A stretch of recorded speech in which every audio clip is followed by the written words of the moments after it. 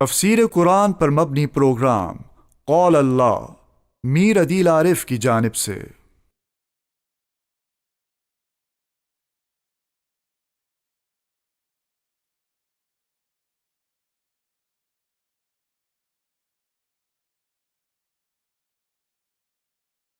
بسم اللہ الرحمن الرحیم۔ پروگرام قال اللہ میں آج ہم انشاءاللہ سورہ نساء کا 21 رکوع ترجمے اور تفسیر کے ساتھ پڑھیں گے۔ پہلے 21 رکوع کا لفظی ترجمہ ہوگا اور اس کے بعد اس کی تفسیر ہوگی۔ اعوذ باللہ من الشیطان الرجیم، بسم اللہ الرحمن الرحیم۔ ان المنافقین، بے شک منافقین، یخادعون اللہ، دھوکہ کر رہے ہیں اللہ کے ساتھ، وہو خادعہم، اور وہ اللہ ان کو ان کے دھوکے کا بدلہ دے گا۔ وَإِذَا قَامُوا إِلَى الصَّلَاةِ، اور یہ منافقین جب کھڑے ہوتے ہیں نماز کے لیے، قاموا کسالى، کھڑے ہوتے ہیں سستی کے ساتھ، یراؤون الناس، لوگوں کو دکھلانے کے لیے، ولا یذکرون اللہ، اور یہ منافقین اللہ کو یاد نہیں کرتے، الا قلیلا، مگر بہت ہی کم، مذبذبین بین ذالک، حیران ہے ان کے درمیان، لا الہ ہؤلاء، نہ وہ ان مسلمانوں کی طرف ہیں، ولا الہ ہؤلاء، اور نہ ان کافروں کی طرف ہیں، ومن یضلل اللہ، اور جس شخص کو اللہ گمراہ کر دے، فلن تجد له سبیلا، تو ہرگز نہ پائے گا اس کے لیے کوئی راستہ۔ یا ایھا الذین آمنوا، اے ایمان والو، لا تتخذوا الکافرین اولیاء من دون المؤمنین، تم نہ بنانا کافروں کو اپنا دوست مسلمانوں کو چھوڑ کر، اتریدون، کیا تم یہ چاہتے ہو، ان تجعلوا للہ علیکم، کہ تم دے دو اللہ کے لیے اپنے خلاف سلطان مبینہ، واضح دلیل۔ ان المنافقین، بے شک منافقین، فی الدرک الاسفل، نچلے درجے کے اندر ہوگے، من النار، جہنم کے، وَلَن تَجِدَ لَهُمْ نَصِيرًا، اور تو ہرگز نہ پائے گا ان کے لیے کوئی مددگار۔ إِلَّا الَّذِينَ تَابُوا، مگر وہ منافقین جو توبہ کر لیں، وَأَصْلَحُوا، اور اپنی اصلاح کر لیں، وَاعْتَصَمُوا بِاللَّهِ، اور تھام لے اللہ کو، یعنی اللہ کے دین کو، وَأَخْلَصُوا دِينَهُمْ لِلَّهِ، اور خالص کر دے اپنی اطاعت کو اللہ کے لیے، فَأُولَئِكَ مَعَ الْمُؤْمِنِينَ، یہی لوگ ہیں ایمان والوں کے ساتھ۔ وَسَوْفَ يُؤْتِ اللَّهُ الْمُؤْمِنِينَ، اور ان قریب اللہ بدلہ دے گا ایمان والوں کو، اجرا عظیما، بہت بڑا اجر۔ مَا يَفْعَلُ اللَّهُ بِعَذَابِكُمْ، اللہ کیا کرے گا تمہیں عذاب دے کر، ان شکرتم، اگر تم شکر ادا کرو، وآمنتم، اور ایمان لے آؤ، وَكَانَ اللَّهُ شَاكِرًا، اور اللہ قدردان ہے، علیمًا، جاننے والا ہے۔ لا يحب اللہ الجہر، اللہ پسند نہیں فرماتے ہیں ظاہر کرنے کو، بالسوء، برائی، من القول، بات کی، الا من ظلم، ہاں مگر وہ شخص کہ جس پر ظلم کیا گیا ہو، وہ بری بات کو ظاہر کر سکتا ہے۔ وَكَانَ اللَّهُ سَمِيعًا عَلِيمًا، اللہ سننے والا، جاننے والا ہے۔ ان تبدو خیراً، اگر تم ظاہر کرو بھلائی کو، او تخفوہ، یا اسے چھپاؤ، او تعفو عن سوء، یا معاف کرو کسی بھی گناہ کو، کسی بھی برائی کو، فإن اللہ کان عفواً، بے شک اللہ معاف کرنے والا، قدیراً، قدرت والے ہیں۔ ان الذین یکفرون باللہ ورسلہ،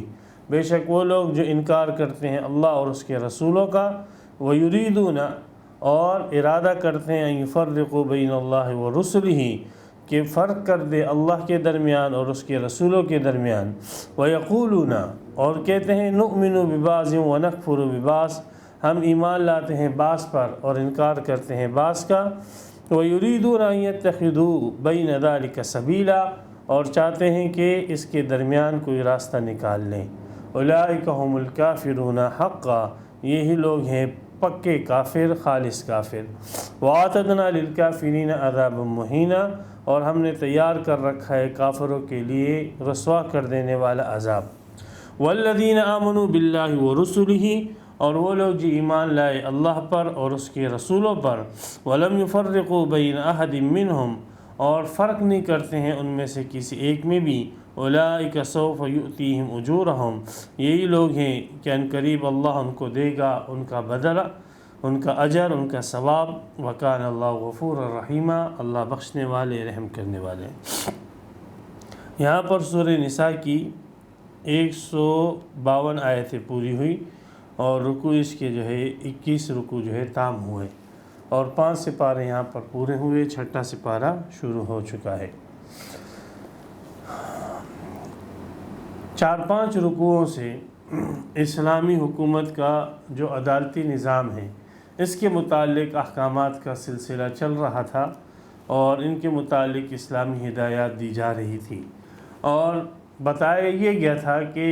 عدالتی نظام کی جو بنیاد ہوگی اور جو فیصلے کیے جائیں گے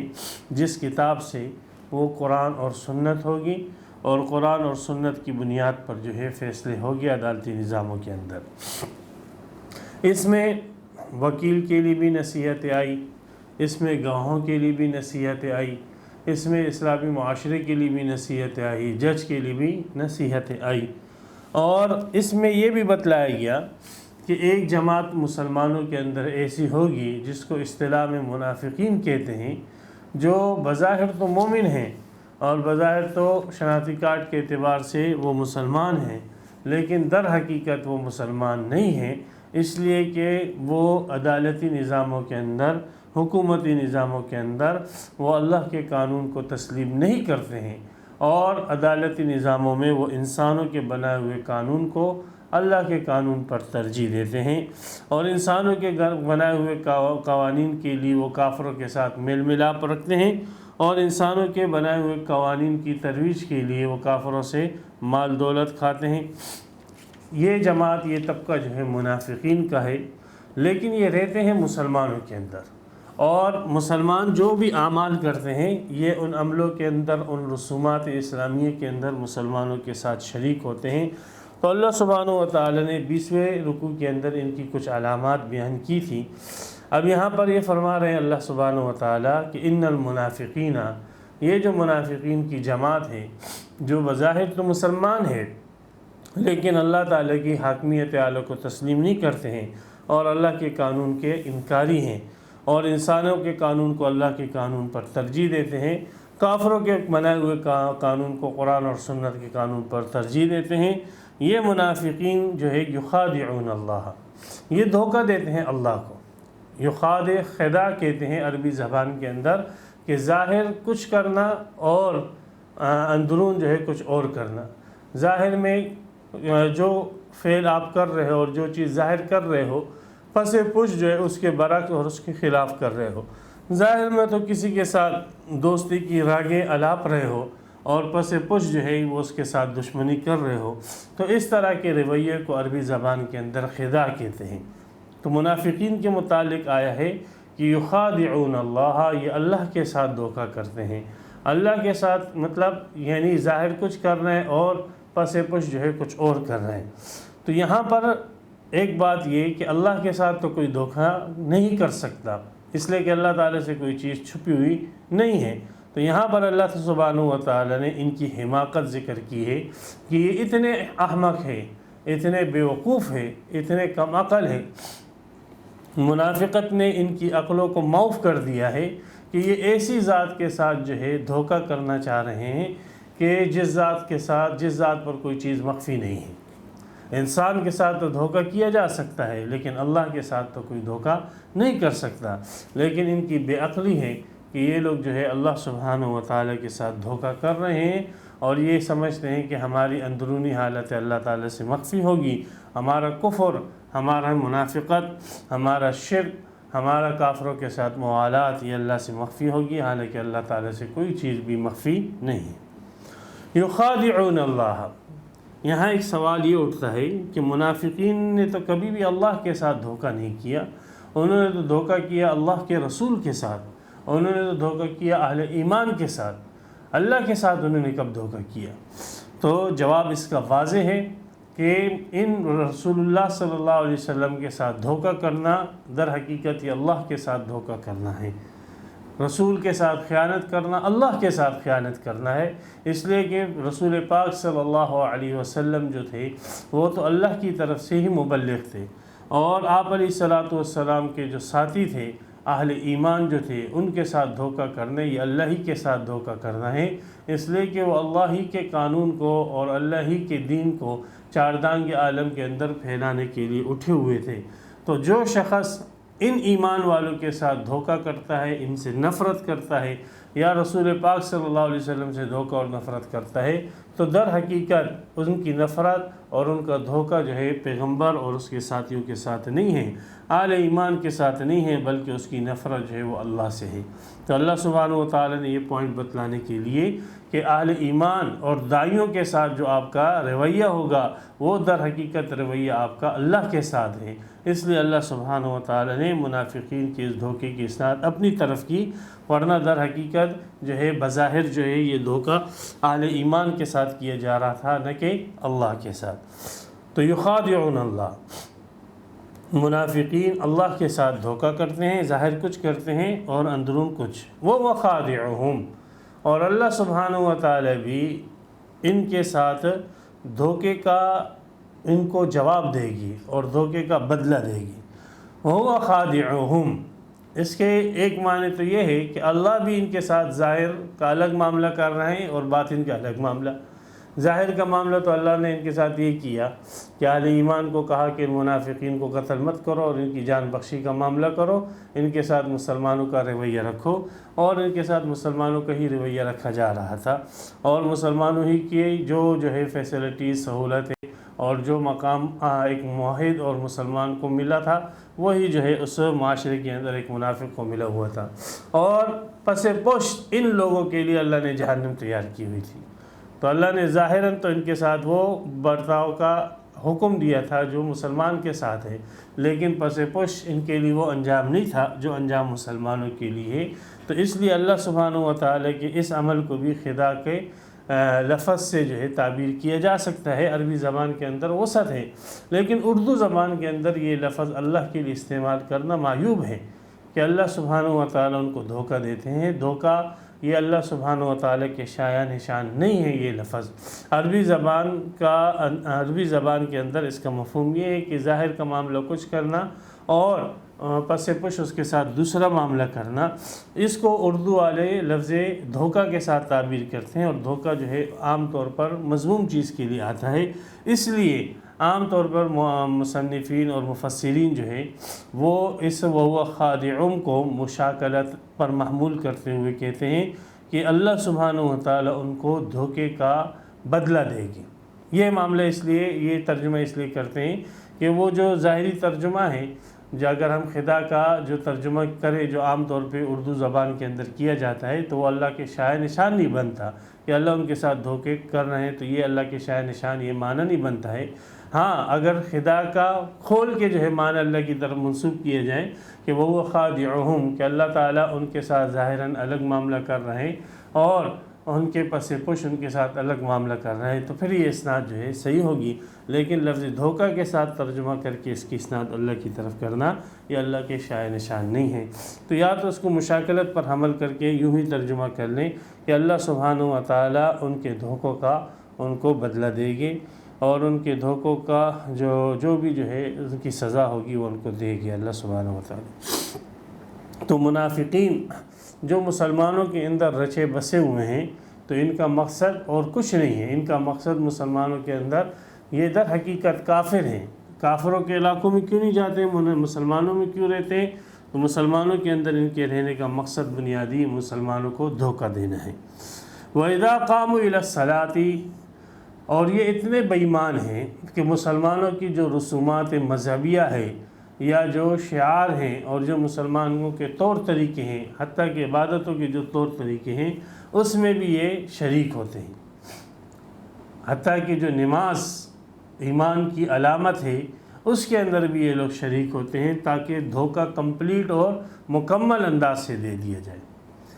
نبی اکرم صلی اللہ علیہ وسلم کے دور میں جماعت کے ساتھ نماز پڑھنا ایک مومن کی نشانی سمجھی جاتی تھی۔ آپ علیہ الصلوۃ والسلام نے فرمایا کہ جب تم کسی شخص کو دیکھو کہ وہ مسجد میں آتا جاتا ہے تو اس کے ایمان کی گواہی دو۔ تو یہ مسلمانوں کو اتنا جو ہے، چونکہ مسلمان تو کوئی علم غیب نہیں جانتے، چھپی ہوئی بات نہیں جانتے، کسی کا دل کا حال نہیں جانتے، وہ تو ظاہر کو جانتے تھے، تو یہ مسلمان کو دھوکہ دینے کے لیے اور اپنی اس منافقت کو چھپانے کے لیے ایسے جو ہے دھوکے باز تھے، اور اپنی منافقت کو نماز کے پردے کے اندر چھپاتے تھے، اور نماز کے ذریعے اہل ایمان کو دھوکہ دیتے تھے کہ ہم تو نماز پڑھ رہے ہیں، اور آپ علیہ السلام نے فرمایا کہ نمازی کے ایمان کی گواہی دو، تو لہذا تم ہمارے ایمان کی گواہی دو۔ تو اس طریقے سے ان لوگوں کا دھوکہ اشد اور سخت دھوکہ ہے، یہ اتنے جو ہے دھوکے باز ہیں کہ جو چیز ایمان کی علامت سمجھی جاتی تھی، یہ اس کے ذریعے سے مسلمانوں کو دھوکہ دیتے تھے، اور نماز کے لیول کے اندر اپنے کفر کو چھپاتے تھے۔ قوم کو سالہ، اللہ فرماتے ہیں نماز تو یہ پڑھتے تھے، لیکن چونکہ یہ نماز کو صرف ایک خاص مقصد کے لیے پڑھتے تھے کہ اہل ایمان کو دھوکہ دیں، اور اعتقاد ان کا نہیں ہوتا تھا نماز کے صحیح ہونے پر، یہ نماز کو فضول چیز سمجھتے تھے اور نماز کو ایک گھٹیا چیز سمجھتے تھے، اس لیے جب بھی یہ نماز کے لیے کھڑے ہوتے تو مسلمانوں میں دھوکہ دینے کے لیے تو کھڑے ہو جاتے، لیکن قوموں کو سالہ، یہ کھڑے ہوتے تھے سستی کے ساتھ، کسل مندی کے ساتھ، بڑے جو ہے جسم بس ان کا ٹوٹ رہا ہے۔ یہ ان کی سستی اعتقادی سستی تھی۔ ایک تو ایک مسلمان ہے وہ سستی کرتا ہے، طبعی سستی ہے کہ گیس والی کوئی چیز کھا لی اب طبیعت پر بوجھ ہے، یا بیماری کی وجہ سے نقاہت ہے، یا خون کی قلت ہے، یا کوئی ضعف اور بڑھاپا ہے، اس کی وجہ سے طبعاً سستی ہے، وہ اس کو سستی نہیں کہتے، یہ سستی ہے کہ جو اعتقادی سستی ہے۔ چونکہ ان لوگوں کو اللہ سبحانہ و تعالیٰ کے اس حکم کے اوپر یقین نہیں تھا، تو اس لیے جب بھی یہ کھڑے ہوتے تو اللہ نے فرمایا کہ یہ تو کھڑے تو ہو جائے گی اور تمہیں دھوکہ دے گے، لیکن یہ دیکھ لینا یہ کمی ان کی نمازوں کے اندر ہوگی، یہ کھڑے ہوگے اور انتہائی کسل مندی کے ساتھ کھڑے ہوگے، سستی کے ساتھ کھڑے ہوگے، ناراستی کے ساتھ کھڑے ہوگے۔ اس سے تمہیں پتہ لگ جائے گا کہ یہ نمازی تو ہیں، لیکن یہ وہ نمازی ہے کہ جو اپنی نماز کے ذریعے سے اپنے کفر کو چھپا رہے ہیں۔ یراؤن الناس، ان کی نماز کا مقصد بیان کیا جا رہا ہے کہ لوگوں کو دکھلانا ہے کہ ہم مسلمان ہیں اور ہمارے ایمان کی تم گواہی دو، اللہ کو راضی کرنا نہیں۔ وَلَا يَذْكُرُونَ اللَّهَ إِلَّا قَلِيلًا، اور یہ اللہ کو یاد بھی نہیں کرتے تھے مگر بہت ہی کم، سب بہت ہی کم، قلیل کم کو کہتے ہیں، پھر تنوین اور تقلیل کے لیے، اللہ کو یاد نہیں کرتے تھے مگر بہت ہی کم،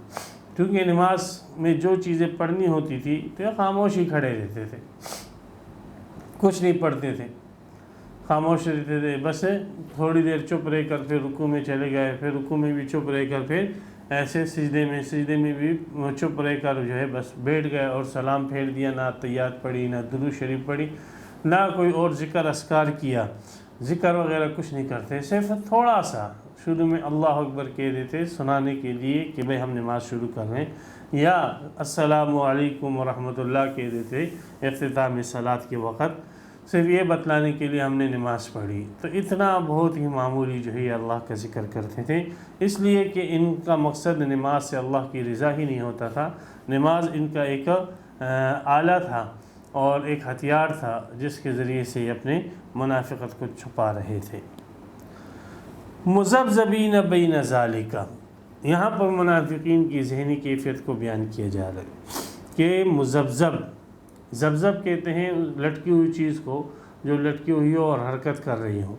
تو مذبذب کے معنی متحرک اور حیران کے، پریشان کے، کہ وہ بیچارے جو ہے یہ پریشان ہیں،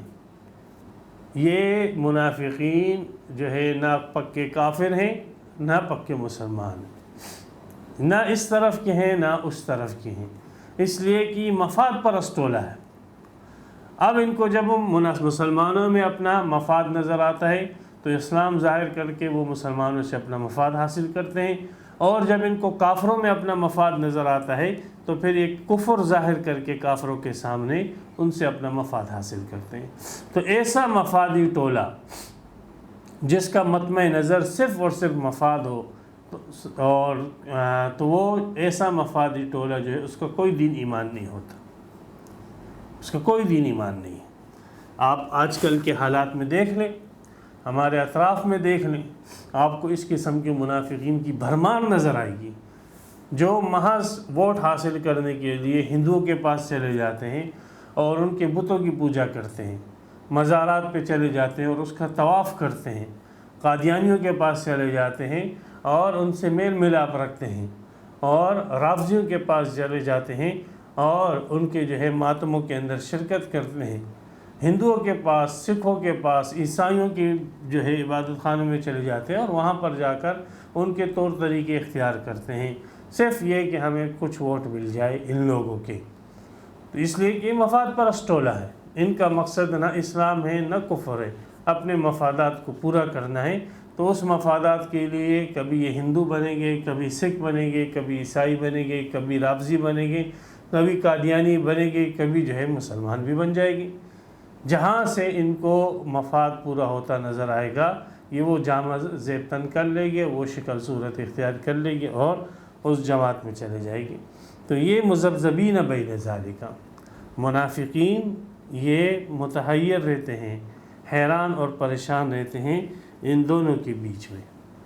مسلمانوں کے اور کافروں کے بیچ میں۔ لا الہ ہؤلاء، نہ وہ ان کی طرف ہوتے ہیں یعنی مسلمانوں کی طرف، ولا الہ ہؤلاء، اور نہ وہ کافروں کی طرف، ان کا مذہب صرف اور صرف مفادات ہے۔ تو یہ منافقین جو مسلمانوں کے اندر گھسے ہوئے ہیں اور مسلمانوں کے طور طریقے اختیار کر رہے ہیں، حتیٰ کہ سب سے بڑی ان کی مذہبی علامات نماز تک کو اختیار کرتے ہیں، یہ ان لوگوں کی حالت ہے کہ اپنے مفادات کو پورا کرنے کے لیے کبھی کافر کبھی مسلمان بن رہے ہیں۔ تو یہ بہت ہی بڑی گمراہی ہے۔ وَمَن يُضْلِلِ اللَّهُ، اور جس کو اللہ گمراہ کر دے، اس نے گمراہی کے اسباب اختیار کیے، اللہ خالق ہے، اللہ نے اس میں گمراہی کو پیدا کر دیا۔ تو جس کو نے کفر کے اسباب اختیار کیے، گمراہی کے اسباب اختیار کیے، اور اللہ نے اس میں کفر اور اس میں گمراہی پیدا فرما دی، فَلَن تَجِدَ لَهُ سَبِيلًا، اب تو ہرگز اس کے لیے کوئی راستہ ہدایت کا نہیں پائے گا۔ ہدایت تو تب ہوگی کہ جب اللہ تعالیٰ اس میں ہدایت پیدا فرما دے،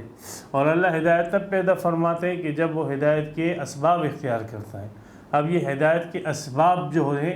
اس کو بھی اپنے کفر کے لیے استعمال کر رہا ہے، اپنے مفادات کے لیے استعمال کر رہا ہے، تو ایسے شخص کی گمراہی اور ایسے شخص کی ضلالت سے بڑھ کر کسی کی ضلالت نہیں ہوگی۔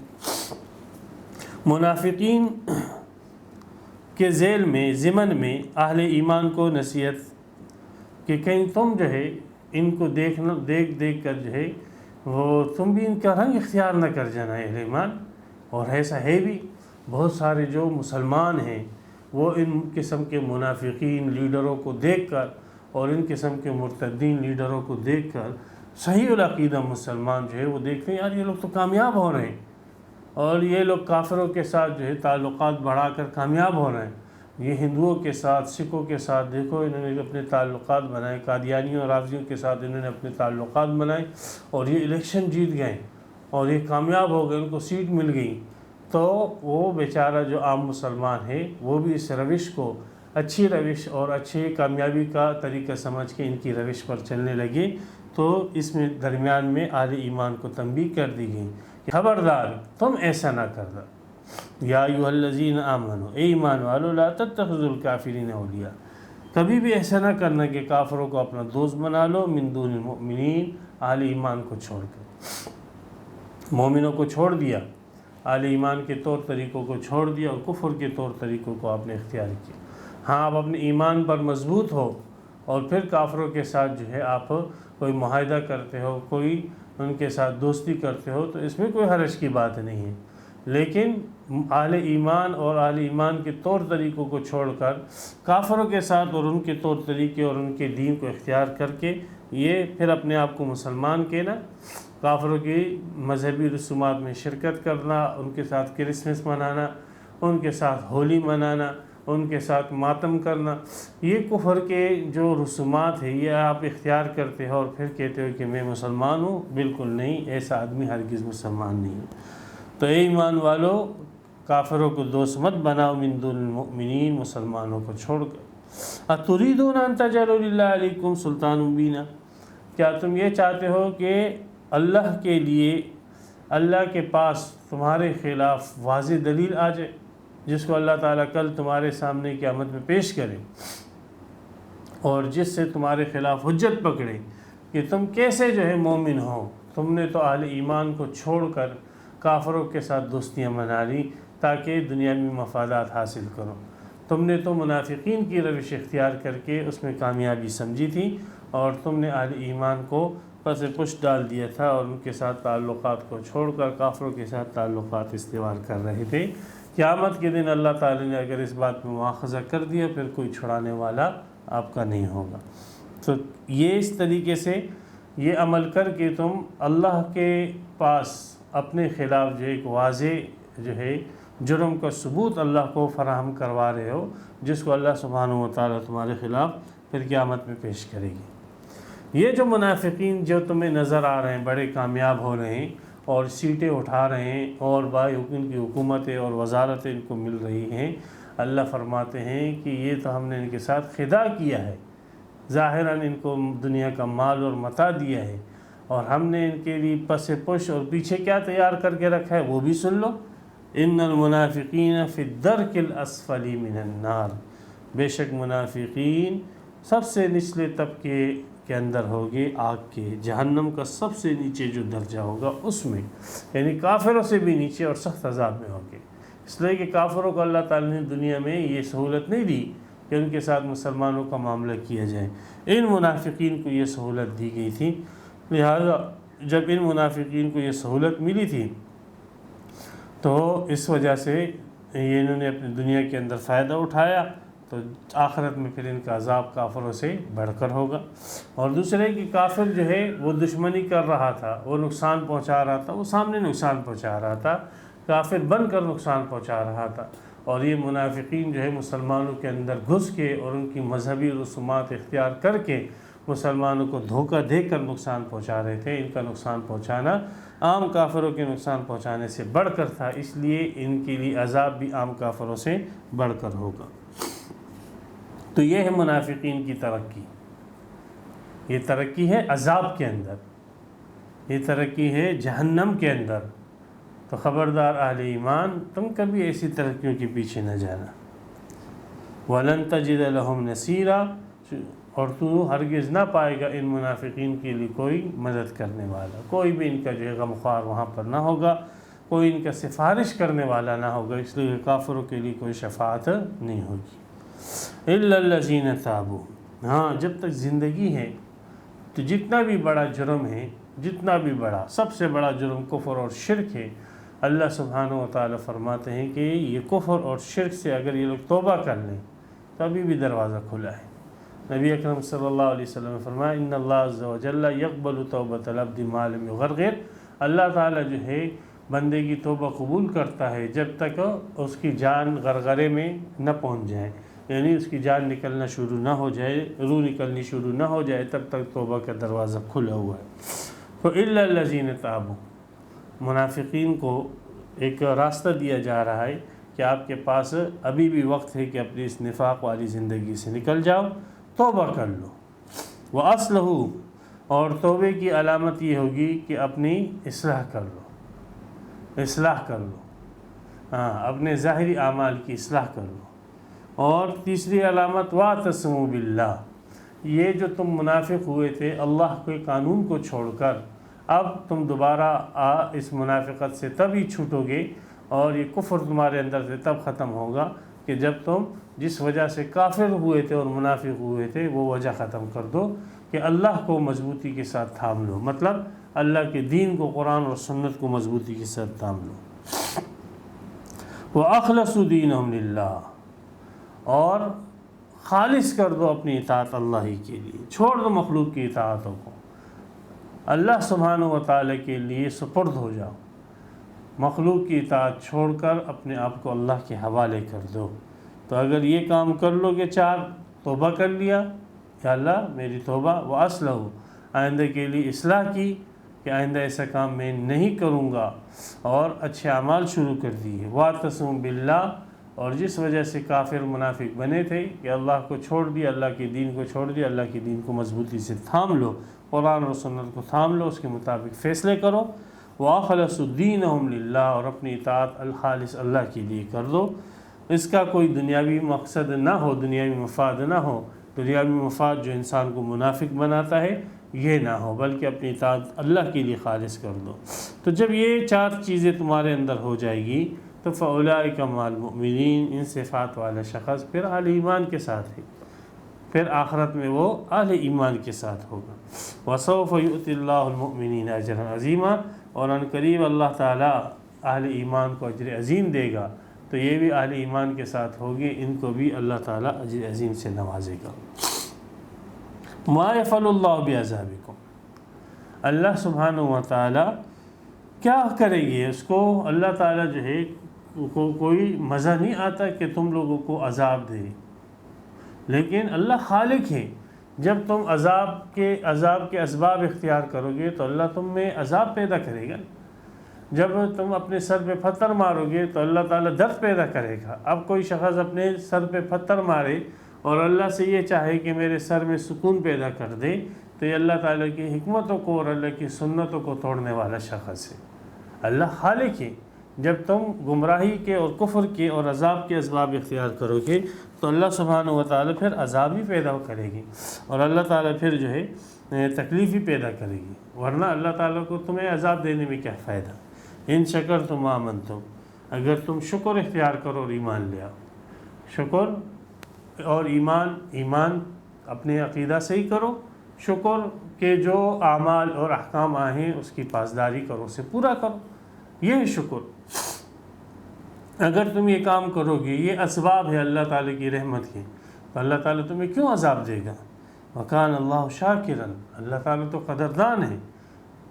تم جو عمل کرو گے اور جو تم عقیدہ صحیح اللہ کے سامنے پیش کرو گے، اللہ سبحانہ و تعالیٰ اس کی قدر کرے گی۔ علیماً، علم والے ہیں، تمہارے ہر عمل کو جانتے ہیں کہ کتنے اخلاص کے ساتھ اور کن مقاصد کے لیے یہ عمل کر رہے ہو۔ تو یہاں تک منافقین کا ذکر تھا، ضمن میں اہل ایمان کو بھی تنبیہ کر دی گئی۔ لا يحب اللہ الجہر، 6 سے پارہ شروع ہو رہا ہے۔ یہاں پہ اللہ سبحانہ و تعالیٰ نے اہل ایمان سے فرمایا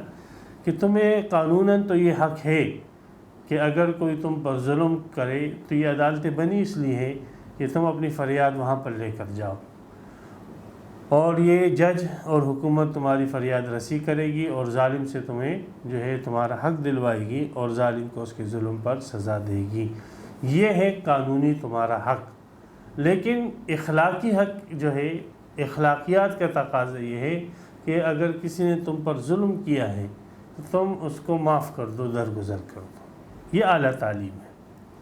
یہ اخلاقیات ہے، یہ جائز ہے۔ وَإِنْ عَاقَبْتُمْ فَعُوقِبُوا بِمِثْلِ مَا عُوقِبْتُمْ بِهِ، اگر کوئی تمہیں تکلیف دے فَعَاقِبُوا بِمِثْلِ مَا عُوقِبْتُمْ بِهِ، تو تم بھی اس کو تکلیف دے سکتے ہو اتنی جتنی اس نے تمہیں تکلیف دی ہے، جائز ہے۔ لا يحب اللہ الجہر، اللہ سبحانہ و تعالیٰ کو پسند نہیں ہے ظاہر کرنا، بالسوء من القول، بری بات کا، بالسوء من القول، بالسوء برائی کا، من القولی بات کی، کسی کی بری بات کو ظاہر کرنا اللہ تعالیٰ کو پسند نہیں ہے۔ کہ آپ کسی کی کوئی بھی برائی ہے، اگر وہ اس کی شخصی برائی ہے تو اس کو چھپاؤ، اللہ سبحانہ و تعالیٰ آپ کے عیبوں کو چھپائے گا۔ اگر اس کی ایسی برائی ہے جو متعدی ہے تو پھر اس کو بیان کرو تاکہ اس کے شر سے اور لوگ بچ جائیں۔ تو بہرحال اللہ تعالیٰ نے فرمایا ہمیں یہ پسند نہیں ہے، الجہر بالسوء، کہ ظاہر کیا جائے بری بات، وہ من القولی، بری بات کو، کسی کی بھی بری بات کو ظاہر کیا جائے، اللہ تعالیٰ کو یہ پسند نہیں ہے۔ ہاں الا من ظلم، مگر وہ شخص جس پر ظلم کیا گیا تو اپنی فریاد جو ہے وہ عدالتوں میں لے جا سکتا ہے، یہ قانونی اس کا حق ہے، اور وہاں پر پھر وہ ان لوگوں کی برائی جو ہے وہ ظاہر کر سکتا ہے، اس میں کوئی حرج نہیں۔ وَكَانَ اللَّهُ سَمِيعًا عَلِيمًا، اللہ سننے والا جاننے والا ہے، سنتا ہے کہ کون جو ہے بری باتوں کو ظاہر کر رہا ہے باوجود جو ہے مظلوم نہ ہونے کے، اور جانتا ہے اس بات کو بھی کہ کون بری بات کو ظاہر کر رہا ہے مظلوم ہونے کے بعد۔ ان تبدو خیرا او تخفوہ، اگر تم کوئی بھی نیکی ظاہر کرو گے او تخفوہ، یا اس کو چھپاؤ گے، تو اللہ تعالیٰ جانتا ہے نیکی تم چھپ کر کرو وہ علام الغیوب ہے، وہ تمہاری نیکی کو جانتا ہے، ظاہر کر کے کرو گے وہ اس کو بھی جانتا ہے۔ تو نیکی میں دونوں آپ کو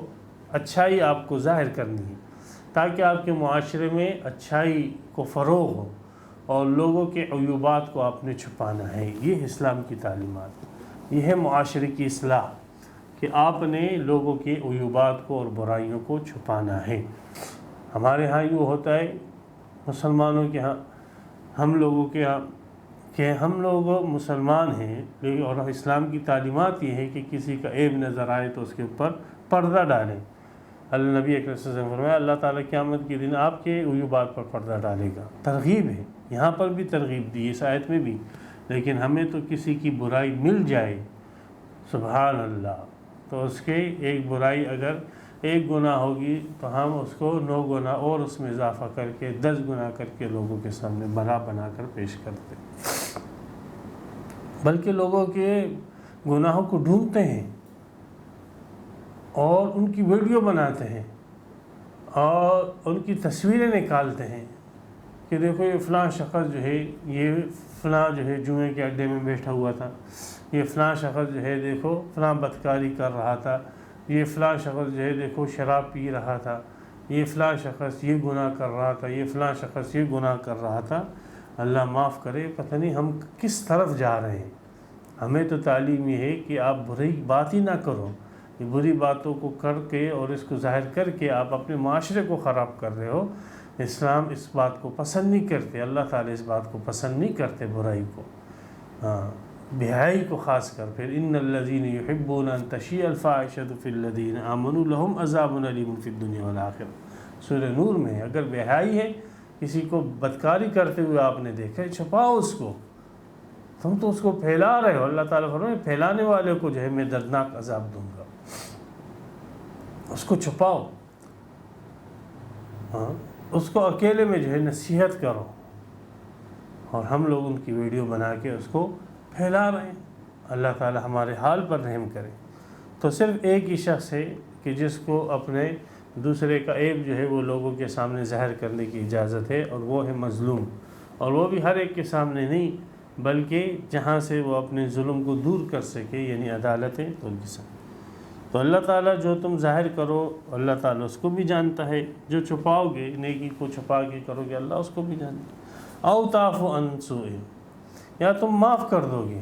عن سوء، برائی سے، کسی کی برائی کو معاف کر دو گے۔ او تعفو، یا معاف کر دو گے عن سوء، برائی سے اعراض کرتے ہوئے، اس کی برائی سے اعراض کرتے اب چلے چھوڑو یار دفع کرو۔ تو فإن اللہ کان عفوا، یاد رکھو یہ معاف کرنا اللہ کی صفت ہے۔ اللہ باوجود قادر ہونے کے وہ کیا کر رہے ہیں، وہ معاف کر رہے ہیں کافروں کو، اور دنیا میں اللہ تعالیٰ ان کو دے رہے ہیں مومنین کی طرح، بلکہ ان سے بھی بڑھ کر جو ہے کافروں کو دے رہے ہیں۔ یہ تو اللہ کی صفت ہے معاف کرنا، قدیراً، ایسے نہیں کہ اللہ معاف کر رہے بوجہ عاجزی کے، نہیں، اللہ قدرت کے باوجود معاف کر رہے ہیں۔ تو تم بھی اللہ سبحانہ و تعالیٰ کی صفات میں اس کی اتباع کرو، اور تم بھی معاف کرو۔ معاف کرنے سے تمہارا معاشرہ اصلاح کی طرف جائے گا، بدلے لینے سے آپس میں بغض بڑھے گا۔ لیکن یہ ہے کہ یہ معاف کرنا تو اس وقت جب تمہیں قدرت حاصل ہے بدلہ لینے کی، ورنہ تو ہر آدمی جو ظالم ہوتا ہے قوت والا ہوتا ہے، کمزوروں سے بدلہ نہیں لے سکتا ہے، تو کہتا ہے ٹھیک ہے میں نے معاف کیا۔ تو کیا معاف کرے گا، تو بدلہ لے ہی نہیں سکتا۔ معاف کرنا وہاں پتہ لگتا ہے کہ جب تجھے بدلہ لینے پر قدرت ہو۔ تو ترغیب یہ دی جا رہی ہے کہ معاف کر دو، درگزر کر دو۔ آپ علیہ السلام کے سامنے قتل کے کتنے کیس آئے، آپ علیہ السلام پہلے جو ہے مقتول کے ورثاء سے ہی کہتے ہیں کہ معاف کر دو، درگزر کر دو، نہیں مانتے تو دیت کے اوپر لے کر آنے کی کوشش کرتے، نہ مانتے تو پھر آخر میں قصاص کی طرف آتے۔ تو جج کو بھی یہی چاہیے کہ جب اس کے سامنے کوئی ایسا مظلوم کیس لے کر آئے تو اس کو ترغیب دو کہ چھوڑو اس کو معاف کر دو، اور معافی سے یہ مسائل تمہارے حل ہوگی، اور اللہ تعالیٰ کے اوپر یقین کرو کہ اللہ تعالیٰ اس کا تمہیں بہترین بدلہ دے گا، ضائع نہ کرے گا۔ تو بہرحال یہاں پر جو ہے اسلامی معاشرے کے اندر جو ہے اچھی باتوں کی پھیلانے کی ترغیب دی گئی ہے، اور بری باتوں کے پھیلاؤ سے بچنے کی ترغیب دی گئی ہے۔ اور عدالت کے اندر اگر کوئی شخص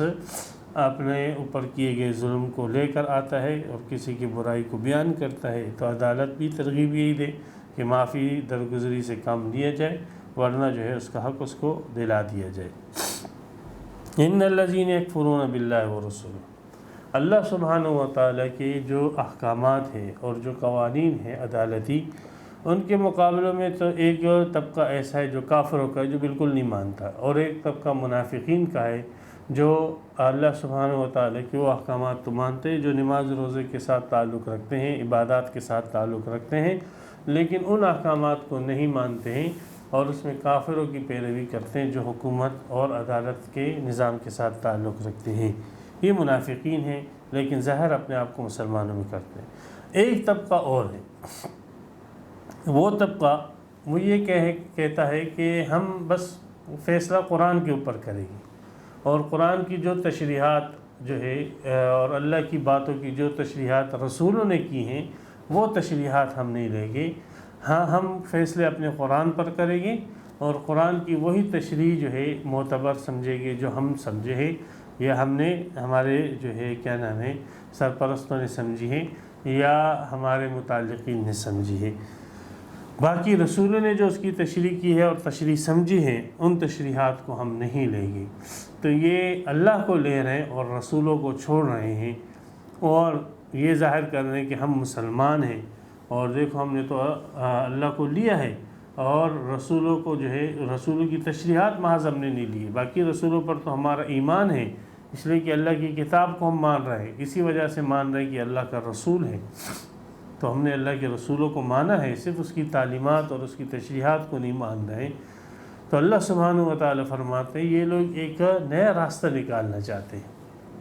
ایک نیا راستہ، ہاں یہ اسلام اور کفر کے درمیان ایک نیا راستہ نکالنا چاہتے ہیں، آدھا تیتر آدھا بٹیر، کہ نہ جو ہے وہ اسلام ہو اور نہ وہ کفر ہو۔ بھائی کفر تو اس لیے نہیں کہ قرآن کو مان رہے، اسلام تو اس لیے نہیں کہ رسول کی تشریحات کو نہیں مان رہے، تو یہ ایک نیا راستہ اس قسم کے لوگ جو ہے نکالنا چاہتے ہیں اور قرآن سے ہی فیصلے کرنا چاہتے ہیں اپنی عدالتوں کے اندر اور حکومتوں کے اندر، لیکن تشریحات رسول کی نہیں قبول کرتے ہیں۔ تو فرمایا کہ ایسے لوگ جو ہے پکے کافر ہیں، جیسے منافقین کافر ہیں، جیسے عام کافر ہیں، یہ بھی کافر ہے اگرچہ یہ لوگ قرآن کو مانیں، اللہ کی باتوں کو ماننے کا دعویٰ کریں۔ ان الذین یکفرون باللہ ورسلہ، بے شک وہ لوگ جو انکار کرتے ہیں اللہ کا اور رسولوں کا۔ اللہ کا انکار یہاں پر کہہ دیا کہ انہوں نے حالانکہ اللہ کو تو مان رہے، تو یاد رکھیں کہ جس شخص نے اللہ کے رسولوں کو نہیں مانا اس نے اللہ کو بھی نہیں مانا، اس لیے کہ اللہ ہی نے تو کہا کہ ہمارے رسول ہیں، اور اللہ ہی نے تو کہا کہ ان کی باتوں کو آپ نے لینا ہے، ان کی تشریحات کو آپ نے لینا ہے۔ تو جب آپ نے ان رسولوں کی تشریحات کو اپنا مذہب بنا لیا کہ نہیں لینا ہے ہم نے اور یہ تشریحات صحیح نہیں ہیں، تو آپ نے نہ اس رسولوں کو مانا اور نہ اللہ کو مانا، آپ نے اللہ کو نہیں مانا، اگرچہ آپ کہہ رہے ہو کہ میں قرآن کو مان رہا ہوں، در حقیقت آپ نے قرآن کو بھی نہیں مانا ہے۔ دوسرا مسئلہ یہ کہ یہاں پر ہے کہ وَرُسُلِهِ، حالانکہ ایک ہی رسول ہے نبی اکرم صلی اللہ علیہ وسلم، یہی قرآن کی تشریح کر رہے ہیں، تو آپ علیہ الصلوۃ والسلام کی تشریحات کا انکار کرتا ہے یہ شخص اور قرآن کو لے رہا ہے۔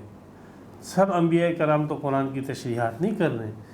تو نبی اکرم صلی اللہ علیہ وسلم کی بیان کردہ تشریحات میں رسول آنا چاہیے، اس کے منکر تو رسول کا انکار کر رہا ہے، نہ کہ رسولوں کی جماعت کا انکار کر رہا ہے۔ تو اس کا جواب یہ ہے کہ در حقیقت ایک رسول کا انکار تمام رسولوں کا انکار ہے۔